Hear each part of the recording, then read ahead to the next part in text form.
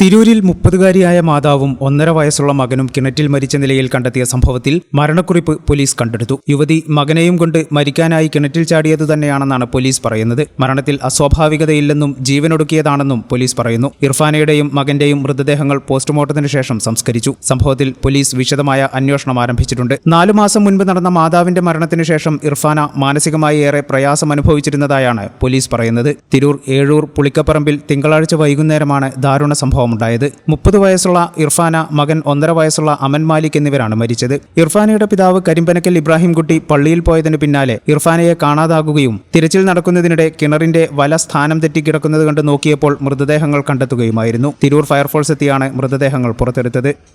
ഈ channel news, Tirur. വളാഞ്ചേരിക്കാർക്ക് ഇനി കയ്യിൽ പണമില്ലെങ്കിൽ ഷോപ്പിംഗ് ആഘോഷമാക്കാം. ബേയ്മെന്റ് അപ്ലയൻസസ് ആൻഡ് ഫർണിച്ചറിൽ ഓഫറുകളുടെ പെരുമഴ. മാത്രമല്ല, ഏപ്രിൽ മാസത്തിൽ പർച്ചേസ് ചെയ്യുന്നവർക്ക് വീക്കിലി ലക്കി ഡ്രോ. ഒരാഴ്ചയും നിങ്ങളെ കാത്തിരിക്കുന്ന ആകർഷകമായ സമ്മാനങ്ങൾ. AC, ഫ്രിഡ്ജ്, വാഷിംഗ് മെഷീൻ അല്ലെങ്കിൽ ഇഷ്ടപ്പെട്ട ഫർണിച്ചറുകൾ. എന്ത് വാങ്ങിയാലും പലിശയുടെ പേടി വേണ്ട. എല്ലാ ഉൽപ്പന്നങ്ങൾക്കും 0% പലിശയിൽ EMI സൗകര്യം. പലിശയില്ലാതെ പർച്ചേസ് ചെയ്യാം, സമ്മാനങ്ങളും നേടാം. അപ്പോൾ കൂടുതൽ വിവരങ്ങൾക്ക് ഇപ്പോൾ തന്നെ ബേയ്മെന്റുമായി കോൺടാക്ട് ചെയ്യൂ. Bayman, making it easy.